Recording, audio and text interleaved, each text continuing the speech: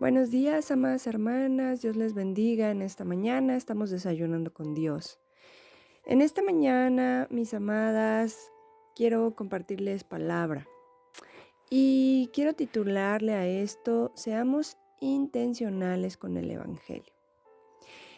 Fíjense que ahora que tengo la oportunidad de estar teniendo algunos estudios bíblicos más profundos, me encontré que, pues, varios siglos atrás había iglesia, la persecución, había un vuelco tremendo contra el cristianismo desde ese entonces, que pues la base para la cristiandad tenía que ser la Iglesia Católica como la Iglesia Universal y el Papa como su autoridad máxima.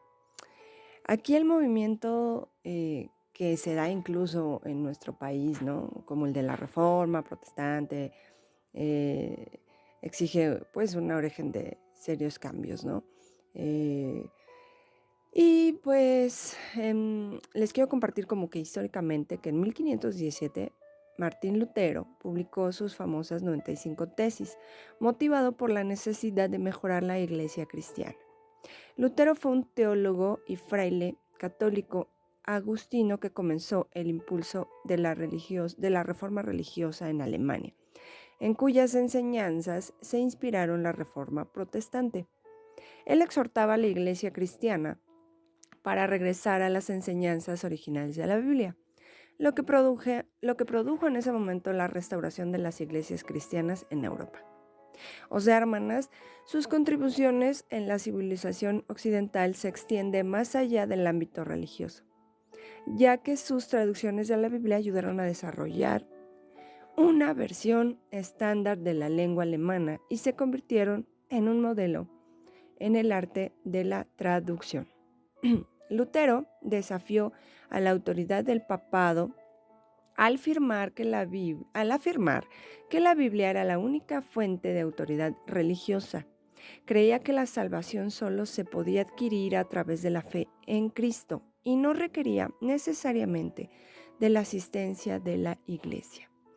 Protestó por la práctica de la venta de indulgencias en un escrito enviado a Alberto, arzobispo de Maguncia y Magdeburgo, el 31 de octubre de 1517. Lutero adjuntó una copia de las controversias que para él suscitaban dichas indulgencias, lo que luego se convirtió en las famosas 95 tesis.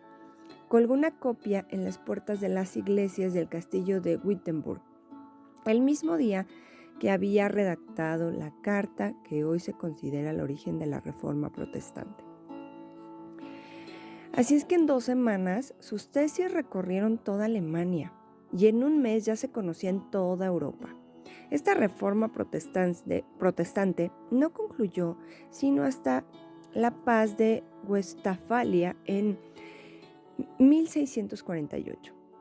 Entonces, el 17 de febrero de 1546, sabiendo que su muerte era inminente, le agradeció a Dios por haberle revelado a su hijo, en quien él había creído. Sus compañeros, Justus Jonas y Michael Coelius, gritaron: «Reverendo Padre, ¿estás listo para morir confiado en Señor Jesucristo y confesando la doctrina que enseñó en su nombre?» Un distintivo sí fue la respuesta de Lutero. Murió a las 2:45 el 18 de febrero de 1546 en Eisleben, la ciudad donde nació. Fue enterrado en la iglesia del Palacio de Wittenberg.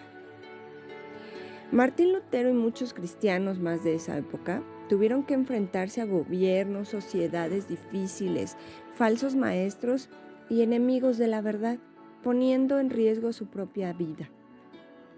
Pero ¿cómo fue que quisieron predicar el Evangelio? Y aún más, ¿cómo pudieron resistir a las distintas pruebas, incluso a la muerte misma? Pues la respuesta aquí está, hermana, porque pues no hay más mensaje más poderoso, alentador y transformador que el de la cruz, la muerte y resurrección de Jesús.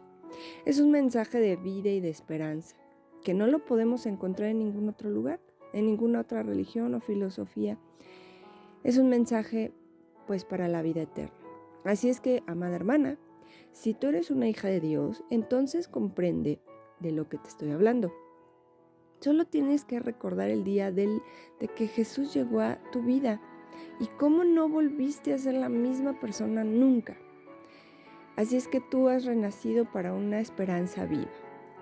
Jesús está vivo, venció a la muerte para darnos vida eterna. Por su gracia hemos sido salvos. Pero, ¿qué de las personas que nos rodean y que no tienen el regalo de la salvación? Qué importante fue que en un día alguien te hablara de Jesús. Así de importante es que tú y yo hablemos de Jesús a los demás. Dios puso en nuestras manos el ministerio de la reconciliación.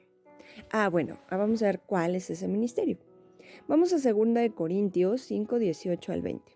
Y todo esto proviene de Dios, quien nos reconcilió consigo mismo por Cristo y nos dio el ministerio de la reconciliación, que Dios está en Cristo, reconciliando consigo al mundo, no tomándoles en cuenta a los hombres sus pecados, y nos encargó a nosotros la palabra de reconciliación. Así es que somos embajadores en el nombre de Cristo, como Dios rogase por medio de nosotros. Os rogamos en nombre de Cristo. Reconciliamos con Dios. Así es que, hermanas, tenemos un mensaje poderoso y estamos rodeadas de un mundo de tanta necesidad. Estas dos verdades deben de producir un fuego grande en nosotras, que no nos permita quedarnos calladas más tiempo. Al ver a las personas, las miremos con compasión y pidamos decir, como Pablo en Romanos 1:16, porque no me avergüenzo del Evangelio, porque es poder de Dios para salvación de todo que en aquel cree. Así es que de Pablo y de Silas un día dijeron, en Hechos 17:6,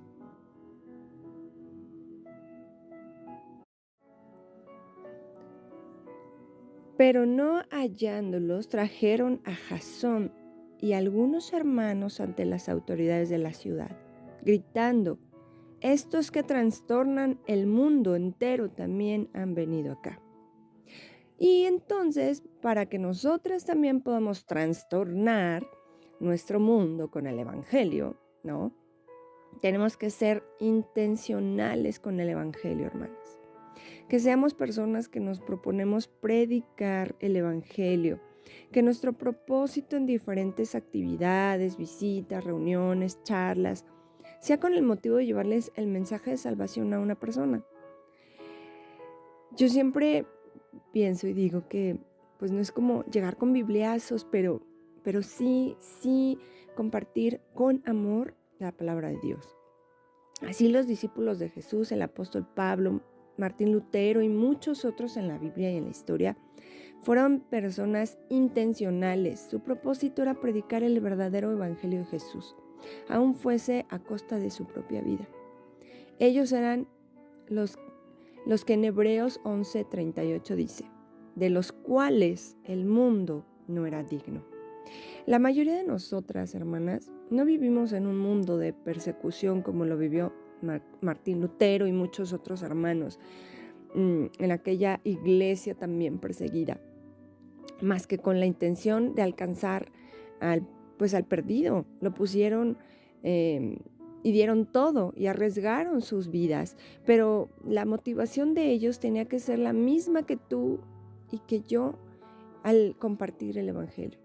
Todavía faltan un par de meses, hermanas, pues para que acabe el fin de año, pero si durante este año no fue parte de tu vida, de tu meta, llevar el Evangelio a los perdidos, a los que lo necesitan, puedes hacerlo hoy y proponerte para el próximo año que esto encabece tu listado de propósitos, que puedas ser una hija de Dios intencional con el propósito de llevar el Evangelio en cada oportunidad que se te presente.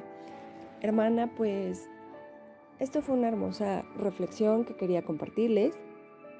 La verdad es que desde que he tenido estos estudios apartes bíblicos me han llenado de mucha más claridad en algunos aspectos. Y el día de hoy quiero que terminemos con una oración, porque vamos a dar gracias por el comienzo de cada día y que sea nuestro propósito ahora compartir siempre de su evangelio. Cierra tus ojos, amada hermana, y vamos a orar diciendo: Padre, me presento ante ti con gozo porque este día que tú hiciste me alegraré y me regocijaré en él. Obedecerte es mejor que ofrecer sacrificios, por eso me someto a tu voluntad. En este día, para que mis planes y propósitos se cumplan de manera que traigan honra y gloria a tu nombre, Señor. Permite que pueda estar alerta de manera espiritual y mental en este tiempo de meditación y oración. Pongo mi familia a tu cuidado sabiendo que eres capaz de cuidar lo que te encomiendo. Gracias, Señor, por los ángeles que envías para guardarnos a mí y mi familia en todos estos caminos. Ellos nos levantarán con su propia mano para que no tropecemos con piedra alguna. Gracias, Señor Jesús, por el tremendo éxito que hay en la organización de mi familia, en la organización de mi trabajo, en los aumentos de beneficios y productividad que disfrutamos. Gracias por seguir influyendo en cada persona y cada decisión de mi vida. Gracias por tu fidelidad constante día tras día y por ayudarnos a convertirnos en lo que tú quieres que seamos. Gracias, Padre, por hacer que esta familia, mi familia, siga creciendo y expandiéndose. Mi negocio, mi trabajo siga creciendo y expandiéndose. Reconocemos, Señor, que sin tu ayuda nada es posible y contando con ella podemos prosperar y tener éxito. Sigo agradeciéndote por las muchas bendiciones, Señor, que has derramado sobre nosotras. Te agradezco en especial por las personas, compañeros de trabajo con los que me relacionaré el día de hoy. Dame las palabras, Señor, de sabiduría, palabras llenas de gracia, a fin de poder hoy alentarlos, animarlos compartiendo tu evangelio, como lo dice en tu palabra y en esta palabra que vimos hoy de reflexión. Padre, me arrodillo ante ti, de quien recibe nombre toda la familia en el cielo y en la tierra. Te pido que por medio del Espíritu y con todo el poder que procede de tus religiosas riquezas, nos fortalezcas en lo íntimo de nuestro ser para que por fe en Cristo habite en nuestro corazón. Aquel que pueda hacer muchísimo más de lo que podamos imaginarnos o pedir, por el poder que actúa eficazmente en nosotros. A Él sea toda la honra, la gloria de mi familia, de mi trabajo, y en Cristo Jesús por todas las generaciones, por los siglos de los siglos, en el nombre de Jesús. Amén y amén. Gracias, hermana, por este tiempo. Gracias porque todos los días puedes escuchar estos hermosos audios y te invito a reflexionar, a compartir el evangelio, a predicarlo de todo corazón y con amor. Se despide de ti la hermana Sofi, líder del Ministerio de Mujeres. Bendiciones.